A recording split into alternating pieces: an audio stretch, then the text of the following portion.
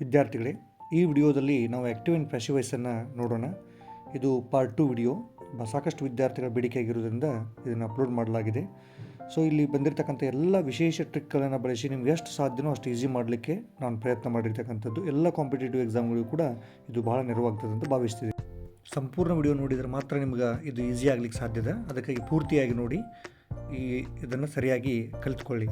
Okay, ಆತ್ಮೀಯ ವಿದ್ಯಾರ್ಥಿಗಳೇ, so ಇವತ್ತು ನಾವು ಆ್ಯಕ್ಟಿವ್ ಆ್ಯಂಡ್ ಪ್ಯಾಸಿವ್ ವಾಯ್ಸನ್ನು ಡಿಸ್ಕಸ್ ಮಾಡೋಣ. ಬಹಳ ವಿದ್ಯಾರ್ಥಿಗಳ ಬೇಡಿಕೆ ಇದಾಗಿತ್ತು. ಇದು ಎಕ್ಸಾಮ್ನಲ್ಲಿ 1 ಅಂಕಕ್ಕೆ ಬರ್ತಕ್ಕಂಥ ಬಹಳ ಈಸಿ ಪ್ರಶ್ನೆ. ಸ್ವಲ್ಪ ರೂಲ್ಗಳನ್ನು ಸರಿಯಾಗಿ ನಾವು ಅರ್ಥ ಮಾಡಿಕೊಂಡ್ರೆ ಈಸಿಯಾಗಿ ಒಂದು ಪ್ರಶ್ನೆಯನ್ನು ನಾವಿಲ್ಲಿ ಉತ್ತರಿಸ್ಬೋದು. ಇದು ಮುಂದಿನ ಭವಿಷ್ಯತ್ತಿಗೂ ಕೂಡ ನಿಮ್ಗೆ ಅನುಕೂಲ. ಇಲ್ಲಿ ರೂಲ್ಗಳನ್ನು ನೋಡಿ. ಫಸ್ಟ್ ರೂಲ್ ಏನಪ್ಪ ಅಂತಂದರೆ, right object in subject place. ಅಂದರೆ ನೀವು ಒಂದು ವಾಕ್ಯವನ್ನು ಕೊಟ್ಟಾಗ ಆಬ್ಜೆಕ್ಟನ್ನು ಗುರುತಿಸ್ಕೋಬೇಕಾಗ್ತದೆ. ಆಬ್ಜೆಕ್ಟನ್ನು ಸಬ್ಜೆಕ್ಟ್ ಪ್ಲೇಸಲ್ಲಿ ಬರೀಬೇಕು. Then write suitable helping verb. ಅಂದರೆ ಸಬ್ಜೆಕ್ಟ್ಗೆ ಸಂಬಂಧಪಟ್ಟಿರ್ತಕ್ಕಂಥ ಹೆಲ್ಪಿಂಗ್ ವರ್ಬ್ ಅದು ಯಾವ ಟೆನ್ಸಲ್ಲಿ ಅದು ನೋಡ್ಕೊಂಡು ಬರೀಬೇಕಾಗ್ತದೆ. ಮೂರನೇದು write the main verb in V3 form ಬರೀಬೇಕು. ದೆನ್ ಆಬ್ಜೆಕ್ಟ್ ಪ್ಲೇಸಲ್ಲಿ ಬರೀಬೇಕಾಗ್ತದೆ. ಯಾವಾಗಲೂ ಅದು ಬೈ ಅನ್ನೋದನ್ನು ಫಾಲೋ ಮಾಡ್ತದೆ. For example, Rahul eats a fruit. A fruit is eaten by Rahul. A fruit ಇಲ್ಲಿ ಸಬ್ಜೆಕ್ಟಲ್ಲಿ ಬರ್ತೀವಿ, ರಾಹುಲ್ ಆಬ್ಜೆಕ್ಟಲ್ಲಿ ಹೋಗಿದೆ, ಬೈ ಅಂತ ಬರೆದು ರಾಹುಲ್ ಬರಿಬೇಕು. ದೆನ್ ಅ ಫ್ರೂಟ್ ಅದು ಈಸ್ ತೆಗೆದುಕೊಂಡು ದೆನ್ V3 ಈಟನ್ ಬರಿಬೇಕಾಗ್ತದೆ. ಅದೇ ರೀತಿ C has return a story. A story has been return by her. So ಇಲ್ಲಿ ಸಿ ಇದ್ದಿದ್ದು ಆಬ್ಜೆಕ್ಟ್ ಪ್ಲೇಸಿಗೆ ಹೋದಾಗ ಬೈ ಹರ್ ಅಂತ ಮಾಡ್ಕೋಬೇಕಾಗ್ತದೆ. ಸ್ಟೋರಿ ಸಿಂಗ್ಯುಲರ್ ಇರೋದ್ರಿಂದ ಹ್ಯಾಸ್ ಮಾಡ್ಕೋಬೇಕು. ಸೊ ಇದು ಪರ್ಫೆಕ್ಟ್ ಟೆನ್ಸ್ ಇರೋದ್ರಿಂದ ಹ್ಯಾಸ್ ಬೀನ್ ಅಂತ ಆಗ್ತದೆ. ರಿಟರ್ನ್ ಅಂತ ಬರೆದು ಬೈ ಹರ್ ಅಂತ ಬರಿಬೇಕು. ಇನ್ನು ಚೇಂಜಸ್ ಆಫ್ ಪ್ರೊನೌನ್ನಲ್ಲಿ ಇಲ್ಲಿ ಐ ಏನಾದರೂ ಸಬ್ಜೆಕ್ಟ್ ಪ್ಲೇಸಲ್ಲಿದ್ದರೆ ಅದು ಆಬ್ಜೆಕ್ಟ್ ಹೋದಾಗ ಮೀ ಆಗ್ತದೆ. ವಿ ಇದ್ದಿದ್ದು ಸೊ ಇದು ಅಸ್ ಅಂತ ಯೂಸ್ ಮಾಡ್ಕೋಬೇಕು. ಅಂದರೆ ಬೈ ಅಸ್, ಬೈ ಮೀ ಅಂತ ಮಾಡ್ಕೋಬೇಕಾಗ್ತದೆ. ಯು ಇದ್ದಿದ್ದು by you. They becomes by them. Then he becomes by him. Then she subject ಪ್ಲೇಸ್ನಲ್ಲಿ ಇತ್ತಪ್ಪ ಅಂತಂದರೆ it becomes by her. Then it ಅನ್ನೋದೇನಾದರೂ ಸಬ್ಜೆಕ್ಟ್ ಪ್ಲೇಸಿಗೆ ಇದ್ದಿದ್ದು ಆಬ್ಜೆಕ್ಟ್ ಪ್ಲೇಸಿಗೆ ಹೋಗಬೇಕಾದಾಗ ಬೈ ಇಟ್ ಅಂತ ಮಾಡ್ಕೋಬೇಕಾಗ್ತದೆ. ಸೊ ಇನ್ನು ಕೊನೆಯದಾಗಿ ದೇ ಬಂದಾಗ ಅದನ್ನು ದೆಮ್ ಅಂತೇಳಿ ಆಲ್ರೆಡಿ ನಾನು ಮೇಲೆ ನೋಡಿದ್ವಿ. ಓಕೆ, ಇಲ್ಲಿ ಎಕ್ಸಾಂಪಲ್ಸ್ ನೋಡೋಣ. ಟೆನ್ಸ್ ವೈಸ್ ಎಕ್ಸಾಂಪಲ್ಸ್ಗಳನ್ನ ನೋಡ್ತಾ ಹೋಗೋಣ. ಇಲ್ಲಿ ಸಿಂಪಲ್ ಪ್ರೆಸೆಂಟ್ ಟೆನ್ಸ್ನಲ್ಲಿ ಒಂದು ಆ್ಯಕ್ಟಿವ್ ವಾಯ್ಸ್ ಕೊಟ್ಟಿದ್ರು ಅಂದರೆ ಅದನ್ನು ಪ್ಯಾಸಿವ್ ವಾಯ್ಸ್ ಮಾಡಬೇಕಾದಾಗ ಹೇಗೆ ಮಾಡಬೇಕು? Rama writes a story. So ಇದು story is written by Rama. ಇಲ್ಲಿ ಏನು ಬದಲಾವಣೆ ಆಗಿದೆ ಗಮನಿಸಬೇಕಾಗ್ತದೆ. ಆ ಸ್ಟೋರಿ ಅನ್ನೋದನ್ನು ಸಬ್ಜೆಕ್ಟ್ ಪ್ಲೇಸಿಗೆ ತೊಗೊಂಡಿವಿ, ರಾಮ ಅನ್ನೋದನ್ನು ಆಬ್ಜೆಕ್ಟ್ ಪ್ಲೇಸಿಗೆ ತೊಗೊಂಡಿವಿ, ಅದಕ್ಕೆ ಬೈ ರಾಮ ಆಯಿತು. ಇನ್ನು ನಡುವೆ ಏನು ಚೇಂಜ್ ಆಗಿದೆ ಅಂದರೆ ರೈಟ್ಸ್ ಇದ್ದಿದ್ದು ಡೈರೆಕ್ಟಾಗಿ ರಿಟರ್ನ್ ಬರ್ತೀವಿ. ಸೊ ಅಲ್ಲಿ ರೈಟ್ಸ್ V1 ಇರೋದ್ರಿಂದ ಸ್ಟೋರಿಗೆ ಹೆಲ್ಪಿಂಗ್ ವರ್ಬ್ ಆಗಿ ಈಸ್ ಬಂದದ. ಈ ರೂಲನ್ನು ನಾವು ಫಾಲೋ ಮಾಡಬೇಕು. ಎರಡನೇದು ಪ್ರೆಸೆಂಟ್ ಕಂಟಿನ್ಯೂಸ್ ತೆಗೆದುಕೊಂಡಾಗ Rama is writing a story. Same subject object ಅದೇ ಪ್ಲೇಸಿಗೆ ಹೋಗಬೇಕು. ಇನ್ನು ಈಸ್ ರೈಟಿಂಗ್ ಕಂಟಿನ್ಯೂಸ್ ಟೆನ್ಸ್ ಇರೋದ್ರಿಂದ ಈಸ್ ಬೀಯಿಂಗ್ ರಿಟರ್ನ್ ಅಂತ ಮಾಡಿದರೆ ಮುಗೀತು. ಇನ್ನು ಪ್ರೆಸೆಂಟ್ ಪರ್ಫೆಕ್ಟ್ ಟೆನ್ಸಿಗೆ ಬಂದಾಗ Rama has return a story. So a story has been return by Rama. ಅಂದರೆ ಇಲ್ಲಿ ಚೇಂಜ್ ಆಗಿದ್ದು ಹ್ಯಾಸ್ ಬೀನ್. ಹ್ಯಾಸ್ ಬಂದಾಗ ಹ್ಯಾಸ್ ಬೀನ್ ಮಾಡ್ಕೋಬೇಕಷ್ಟೇ. ಇನ್ನು ಸಿಂಪಲ್ ಪಾಸ್ಟಿಗೆ ಹೋದಾಗ C ಪ್ಲಕ್ಡ್ the flowers. So the flowers ಆಯಿತು, ಲಾಸ್ಟಿಗೆ ಬೈ ಹರ್ ಬರೆದ್ರಿ. ನಡು ಚೇಂಜ್ ಆಗಿರ್ತಕ್ಕಂಥದ್ದು ಫ್ಲವರ್ಸ್ ಇರೋದ್ರಿಂದ ವರ್ ಆಗ್ತದೆ, ಫ್ಲೂರಲ್ ಫಾರ್ಮ. ಪ್ಲಕ್ಡ್ V3 ಆಯಿತು ಬೈ ಹರ್. ಇನ್ನು ಫಾಸ್ಟ್ ಕಂಟಿನ್ಯೂಸ್ನಲ್ಲಿ ಸೇಮ್ ಪ್ರೆಸೆಂಟ್ ಕಂಟಿನ್ಯೂಸಲ್ಲಿ ಹೆಂಗಾಯ್ತಲ್ಲ, ಅಲ್ಲಿ ಈಸ್ ಆಮಾರ, ಇಲ್ಲಿ ವಾಸ್ ವರ್ಗಳು ಬರ್ತಾವ, ಅದೇ ರೀತಿ ಚೇಂಜ್ ಮಾಡ್ಕೊಂಡಿವಿ. She was plucking the flowers. The flowers were being plucked by her. Then past ಪರ್ಫೆಕ್ಟ್ನಲ್ಲಿ she had plucked flowers. Flowers had been plucked by her. Simple ಫ್ಯೂಚರ್ನಲ್ಲಿ they will ask questions. Questions will ಬಂದಾಗ will be ಮಾಡ್ಕೋಬೇಕಷ್ಟೇ. Then V3 by her. Then they will have asked questions. Future perfect. Questions will have been asked by them. They becomes them.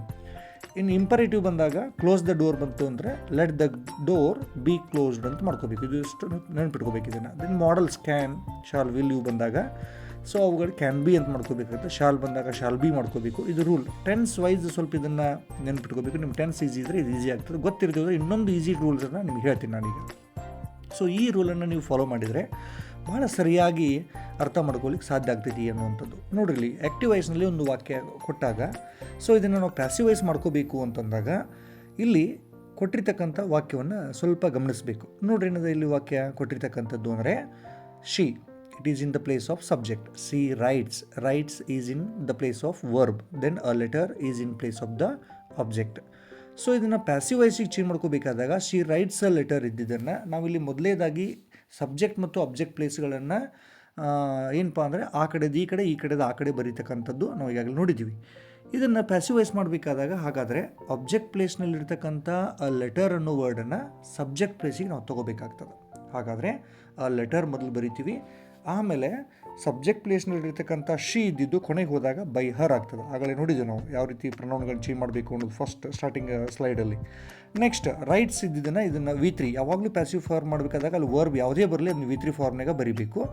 Next ಇನ್ನು ಇಲ್ಲಿ is ಏನೈತಪ್ಪ ಅಂದರೆ ಅಲ್ಲಿ rights ಇರೋದ್ರಿಂದ ಆ letter ಬಂದಾಗ is ಅನ್ನುವಂಥ ಹೆಲ್ಪಿಂಗ್ ವರ್ಬ್ ಬರ್ತದೆ. ಯಾಕಂದರೆ V1ನಲ್ಲಿದ್ದಾಗ ಸಿಂಪಲ್ ಪ್ರೆಸೆಂಟ್ ಟೆನ್ಸ್ ಇರ್ತದೆ, ಅದನ್ನು ನಾವು ವಾಪಸ್ ಪ್ಯಾಸಿವೈಸ್ ಮಾಡಬೇಕಾದಾಗ ಈಸ್ ರಿಟರ್ನ್ ಅಂತಲೇ ಮಾಡ್ಕೋಬೇಕು. ಆ ಲೆಟರ್ಸ್ ಇದ್ದರೆ ಆರ್ ಲೆಟರ್ ಅಂತ ಆಗ್ತದೆ. V1 ಬಂದಾಗ ಆ್ಯಮ್ ಈಸ್ ಆರ್ ಇವುಗಳನ್ನೇ ಬಳಸ್ಕೋಬೇಕು. ಇವೇನಪ್ಪ ಅಂದರೆ am is are they depend upon the subject. ಯಾವುದು ಆ ಲೆಟರ್ ಬಂದದನೋ ಅಲ್ಲಿ ಸಿಂಗ್ಯುಲರ್ ಇದ್ರೆ ಈಸ್ ತೊಗೋಬೇಕು, ಪ್ಲೂರಲ್ ಇದ್ರೆ ಆರ್ ತೊಗೋಬೇಕು. ಇನ್ನು ಐ ಬಂದಿದ್ರೆ ಮಾತ್ರ ಆ್ಯಮ್ ತೊಗೋಬೇಕು. ಇನ್ನೊಂದು ಎಕ್ಸಾಂಪಲನ್ನು ನೋಡೋಣ ನಾವಿಲ್ಲಿ. ಆ್ಯಕ್ಟಿವ್ ವಾಯ್ಸ್ನಲ್ಲಿ ಇರ್ತಕ್ಕಂಥ ಸಂದರ್ಭದಲ್ಲಿ ಶಿ ರೋಟ್ ನೋಡ್ರಿ, ಅಲ್ಲಿ ಮೇಲೆ ರೈಟ್ಸ್ ಕೊಟ್ಟಿದ್ವಿ, ಇಲ್ಲಿ ರೋಟ್ V2 ಅದ, ಅಲ್ಲಿ V1 ಇತ್ತು. ಅ letter is in the place of object. Okay, ನಿಮ್ಗೆ ಗೊತ್ತಾದಂತೆ ರೂಲ್ ಪ್ರಕಾರ ನಾವೇನು ಮಾಡ್ಕೋಬೇಕು, ಪ್ಯಾಸಿವೈಸ್ ಮಾಡ್ಕೋಬೇಕಾದಾಗ ಫಸ್ಟ್ ಯಾವ್ದು ಬರೀಬೇಕು ನಾವೀಗ, ಎಸ್ ವೆರಿ ಗುಡ್, ಆ ಲೆಟರ್ ಅನ್ನೋದನ್ನು ಮೊದಲು ತೊಗೊಳ್ತೀರಿ. ಅಂದರೆ ಆಬ್ಜೆಕ್ಟ್ ಪ್ಲೇಸ್ನಲ್ಲಿದ್ದು ಸಬ್ಜೆಕ್ಟ್ ಪ್ಲೇಸಿಗೆ ಬಂತು. ನೆಕ್ಸ್ಟ್ ಇನ್ನು ಸಬ್ಜೆಕ್ಟ್ ಇರ್ತಕ್ಕಂಥದ್ದು ಲಾಸ್ಟಿಗೆ ಹೋದಾಗ ಏನಾಗ್ತದೆ, ಬೈ ಹರ್ ಅದು ಕೊನೆಗೆ ಬರೀತೀರಿ. ಇನ್ನು V3 ಬರೀಬೇಕಾ, ರಿಟರ್ನ್ ಬರೋದ್ರಿ. ಇಲ್ಲೇನು ಹೆಲ್ಪಿಂಗ್ ವರ್ಬ್ ಯಾವ್ದು ಬರಬೇಕು, ರೋಟ್ ಅಂದಾಗ it is in past tense. ಆ ಲೆಟರ್ ಇದ್ದಿದ್ದು ಸಿಂಗ್ಯುಲರ್ ಅಂದರೆ ವಾಸ್ ಬರೀಬೇಕು. ಸಪೋಸ್ ಇದು ಲೆಟರ್ಸ್ ಆಗಿದ್ದರೆ ವರ್ ಬರೀಬೇಕು. ಇಷ್ಟು ರೂಲ್ಗಳನ್ನು ನಾವು ತಿಳ್ಕೊಂಡ್ರೆ ಸಾಕಿಲ್ಲ. ಅಂದರೆ ಸಬ್ಜೆಕ್ಟ್ ಮತ್ತು ಆಬ್ಜೆಕ್ಟ್ಗಳ ಚೇಂಜ್ ಆಗ್ತಾವಲ್ಲ, ನಾವು ಚೇಂಜ್ ಮಾಡಿ ಯಾವುದು ವರ್ಬ್ ಬರ್ತೋ ಅದನ್ನು ಬರಿಬೇಕಾಗ್ತದೆ. ನೋಡಿ, ಈ ಸ್ಲೈಡಲ್ಲಿ ಕೆಲವೊಂದಿಷ್ಟು ವಿಚಾರಗಳನ್ನು ನಾವು ತಿಳ್ಕೊಳ್ಳೋಣ. ಒಂದು ಟೇಬಲ್ ಹಾಕ್ಕೊಂಡು ಇನ್ನೊಂದಿಷ್ಟು ಈಸಿಯಾಗಿ ಮಾಡಿಕೊಡ್ಲಿಕ್ಕೆ ನಾನು ನಿಮಗೆ ಪ್ರಯತ್ನ ಮಾಡ್ತಾಯಿದ್ದೀನಿ.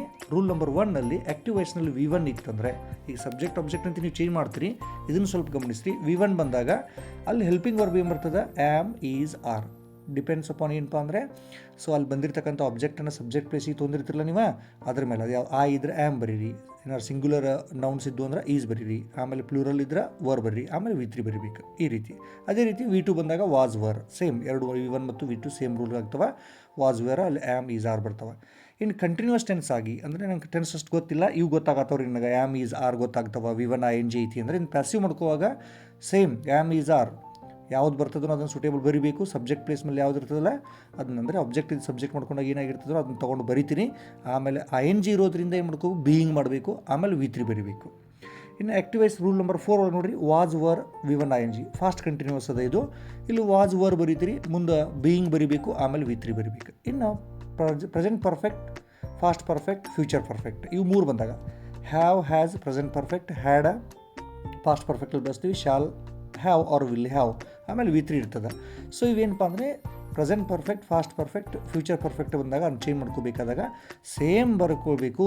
ಇಲ್ಲೂ ಕೂಡ ಹಾಗೆಯೇ ಡಿಪೆಂಡ್ ಅಪಾನ್ ಸಬ್ಜೆಕ್ಟ್ ಇದು. ಆಮೇಲೆ ಬೀನ್ ಬರಿಬೇಕು. ಇಲ್ಲಿ ಹ್ಯಾವ್ ಬಂದಾಗ ಹ್ಯಾವ್ ಬೀನ್ ಮಾಡ್ಕೋರಿ, ಹ್ಯಾಸ್ ಬಂದರೆ ಹ್ಯಾಸ್ ಬೀನ್ ಮಾಡಿರಿ, ಹ್ಯಾಡ್ ಬಂದರೆ ಹ್ಯಾಡ್ ಬೀನ್ ಮಾಡಿ V3 ಬರಿಬೇಕು. ಇನ್ನು ಕೊನೆಯದಾಗಿ ಏನಪ್ಪ ಅಂದರೆ ಮಾಡಲ್ಸ್ಗಳನ್ನು ಕರಿತೀವಿ. Shall, should, will, would, can, could, may, might plus V3 V1 ಬಳಸಿರ್ತೀವಿ. ಇಲ್ಲಿ ಇವುಗಳನ್ನು ಪ್ಯಾಸಿವೈಸ್ ಮಾಡ್ಕೋಬೇಕಾದಾಗ ಏನು ಮಾಡಬೇಕಾಗ್ತದೆ ನಾವು, ಸೇಮ್ ಅಲ್ಲಿ ಯಾವುದು ಸಬ್ಜೆಕ್ಟಿಗೆ ಆಬ್ಜೆಕ್ಟ್ ಹೋಗಿರ್ತದೋ ಅದನ್ನು ಬರ್ಕೊಂಡ B1 ಆ್ಯಡ್ ಮಾಡಿ V3 ಬರಿಬೇಕಿಲ್ಲಿ. ಓಕೆ, ಎಸ್, ಇಲ್ಲಿ ಕೆಲವೊಂದಿಷ್ಟು ಎಕ್ಸಾಂಪಲ್ಸ್ಗಳನ್ನ ನೀವೇ ಟ್ರೈ ಮಾಡಬೇಕು. ಇವನ್ನ ರೋಹನ್ ಸಿಂಗ್ಸ್ ಅ ಸಾಂಗ್, ಇದನ್ನು ನೀವೇ ಚೇಂಜ್ ಮಾಡಿರಿ. ಇದು ಸಿಂಪಲ್ ಪ್ರೆಸೆಂಟ್ ಟೆನ್ಸಲ್ ಅದ, V1 ಅದ, ಹೆಂಗೆ ಚೇಂಜ್ ಮಾಡಬೇಕು ರೂಲ್ ಅಪ್ಲೈ ಮಾಡಿರಿ. He is reading a story, ING form ಐತಿಲ್ಲೇ, ಇದನ್ನು ಚೇಂಜ್ ಮಾಡೋಕ್ಕೆ ಟ್ರೈ ಮಾಡಿರಿ. Then they have climbed the hill, have ಬಂದದ, ಬೀನ್ ಅನ್ನೋದನ್ನೇ ಆ್ಯಡ್ ಮಾಡಬೇಕಾಗ್ತೈತಿ, ರೂಲ್ ನೆನಪಿಟ್ಕೊಡ್ರಿ. We can play games, can modal ಅದ ಇಲ್ಲಿ, ಸೊ ಬಿ ಅಂತ ಆ್ಯಡ್ ಮಾಡಬೇಕಾಗ್ತದೆ. ಸಬ್ಜೆಕ್ಟ್ ಒಬ್ಜೆಕ್ಟ್ ಚೇಂಜ್ ಮಾಡ್ಕೊಂಡು ಮಾಡಿರಿ. The student spoke all languages, spoke it is in V2 ಇದ್ದಾಗಿನ ರೂಲ್ ಅಪ್ಲೈ ಮಾಡ್ಕೊಳ್ಳಿ. You have reached the goal, so ಇಲ್ಲಿ ಹ್ಯಾವ್ ಬಂದದ, ಮೇಲೆ ನಾವು ಮಾಡಿದ್ವಲ್ಲ ಅದು ಸೇಮ್ ಒಂದು ಎಕ್ಸಾಂಪಲ್ ಕೊಟ್ಟಿರ್ತಕ್ಕಂಥದ್ದು. ಇದುವರೆಗೆ ಹೇಳಿಕೊಟ್ಟಿರ್ತಕ್ಕಂಥ ಎಲ್ಲ ರೂಲ್ಸ್ಗಳನ್ನು ತಲೆಯಲ್ಲಿಟ್ಕೊಂಡು ಅಥವಾ ನೋಟ್ ಮಾಡಿಕೊಂಡು ಕೊಟ್ಟಿರ್ತಕ್ಕಂಥ ಎಕ್ಸಸೈಸನ್ನು ಬಿಡಿಸ್ರಿ. ಕಮೆಂಟ್ ಬಾಕ್ಸಲ್ಲಿ ಕೂಡ ಹಾಕಿ. ಏನಾದರೂ ಡೌಟ್ಸ್ ಇದ್ದು ಅಂತಂದ್ರೆ ಅಥವಾ ಮುಂದಿನ ಯಾವ ವಿಡಿಯೋಗಳು ನಿಮ್ಮ ಎಕ್ಸಾಮ್ ಪರ್ಪಸ್ ನಿಮ್ಗೆ ಬೇಕಾಗಿದ್ದಾವೋ ಅವುಗಳನ್ನ ಕಮೆಂಟ್ ಬಾಕ್ಸಲ್ಲಿ ಹಾಕಿದರೆ ನಾನು ನಿಮಗೆ ಅವಕ್ಕೆ ರಿಪ್ಲೈ ಮಾಡ್ತೀನಿ. ಆದಷ್ಟು ಬೇಗ ವಿಡಿಯೋಗಳನ್ನು ಮಾಡಿ ನಿಮ್ಮ SSLC 2025 ಎಕ್ಸಾಮ್ಗಳು ಸಕ್ಸಸ್ಫುಲ್ ಆಗಲಿಕ್ಕೆ ನನ್ನಿಂದ ಆದಷ್ಟು ಪ್ರಯತ್ನವನ್ನು, ಸಹಾಯವನ್ನು ನಿಮಗೆ ಮಾಡ್ತೀನಿ ಅಂತ ಹೇಳ್ತೇನೆ. ಧನ್ಯವಾದಗಳು.